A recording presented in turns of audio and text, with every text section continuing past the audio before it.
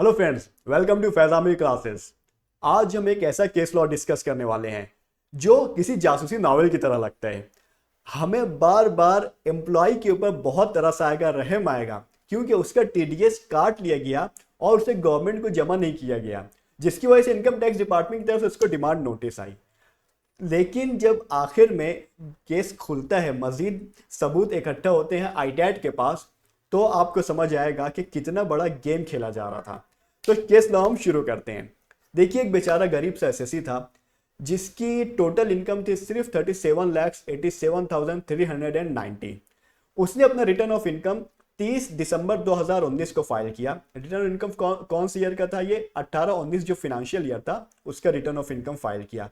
उसमें उसकी जो सैलरी उसने डिक्लेयर की 39,02,400 और उस पर जो टीडीएस कटा हुआ था सेक्शन 192 में वो था 10,09,280 रुपया।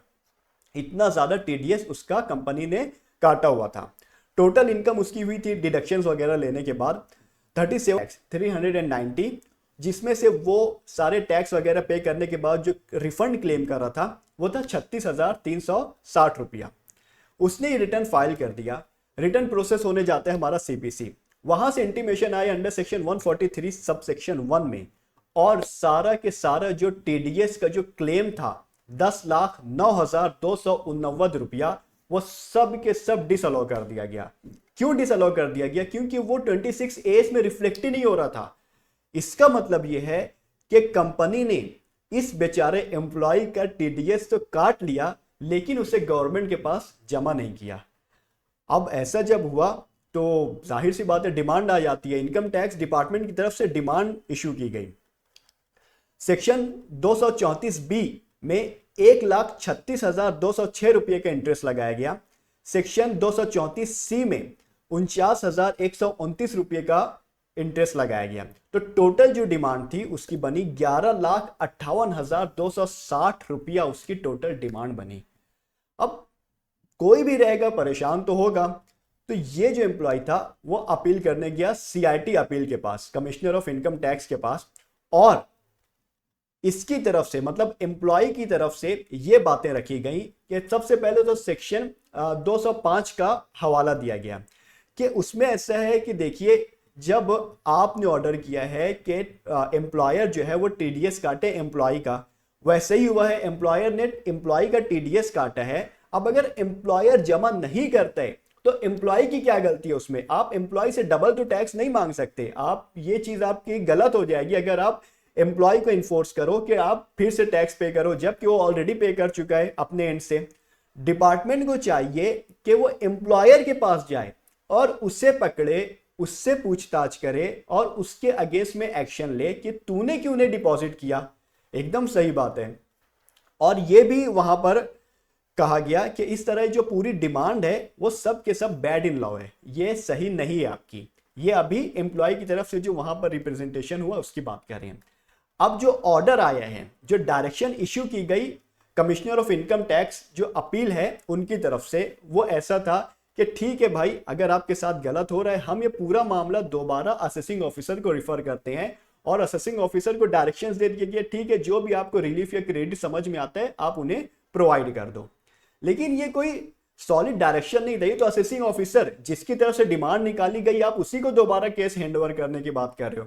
ये चीज असेसी को सही नहीं लगी। तो असेसी ने प्रीफर किया आईटैट के पास अपील करने, और उन्होंने आईटैट के पास अपील की। लेकिन आईटैट ने कहा कि सीआईटी अपील जो है, कमिश्नर ने जब ये कह दिया है कि असेसिंग ऑफिसर को केस हैंडओवर कर दो, वो जो भी रिलीफ रहेगी, क्रेडिट रहेगा, वो आपको दे देगा, तो फिर मुझको ये बात सही नहीं लग रही है कि मैं ये केस में इंटरफेयर करूं। ये कहकर आईटैट की तरफ से इस अपील को खारिज कर दिया गया। असेसी को फिर बात सही नहीं लगी। असेसी गया हाई कोर्ट में।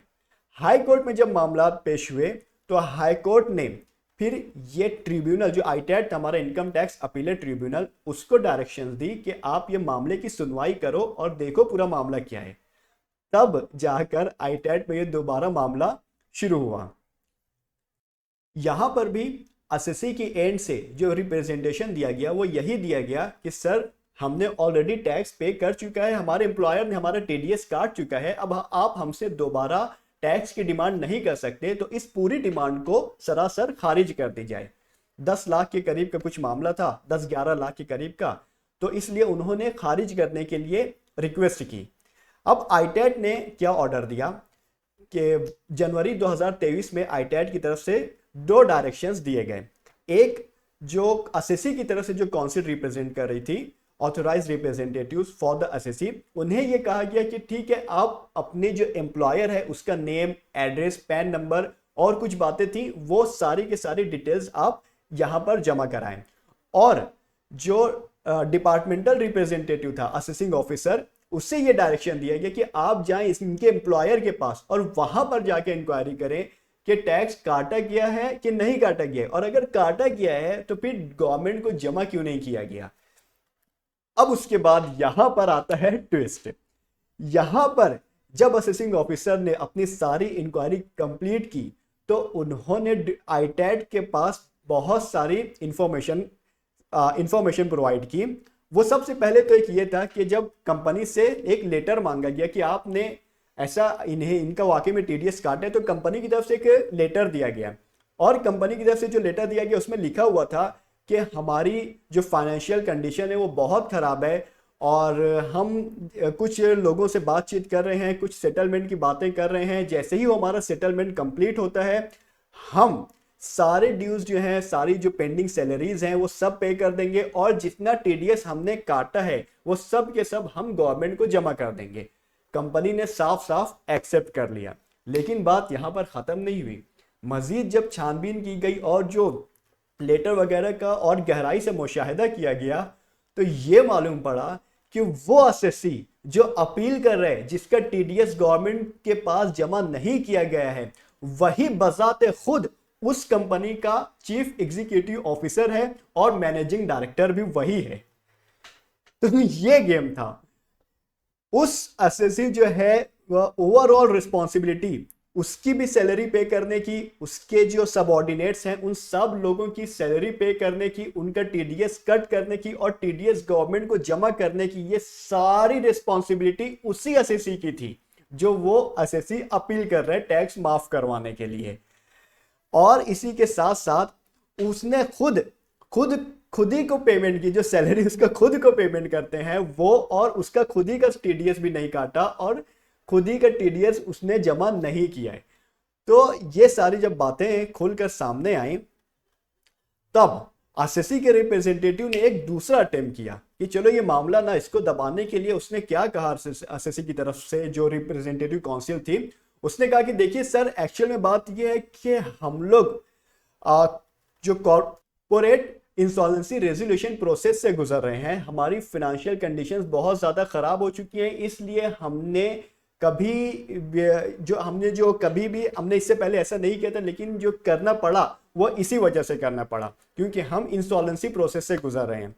लेकिन जब इसकी भी इंक्वायरी की गई तो असेसिंग ऑफिसर ने यह बताया कि जो ये लोग जो बता रहे हैं कि हम लोग एनसीएलटी के सामने कॉर्पोरेट इंसॉल्वेंसी रेजोल्यूशन प्रोसेस से गुजर रहे हैं, वो फाइनेंशियल ईयर 2020-21 की बात है, जबकि जो टैक्स का इश्यू आया है, जो सारे टैक्स के प्रोसीजर हो रहे हैं, ये फाइनेंशियल ईयर 17-18 और 18-19 की बातें हैं। इस तरह ये पूरी की पूरी जो अपील थी और ये जो पूरा एक घड़ा गया था कि टैक्स को 10-12 लाख के टैक्स को माफ करवा लिया जाए, ये पूरे की पूरी अपील को सिरे से खारिज कर दिया गया। अब असेसी के खिलाफ क्या एक्शन लिया गया वो हम फिर कभी देखेंगे। ये केस की डिटेल्स हैं, देख लीजिए। खुदा हाफिज।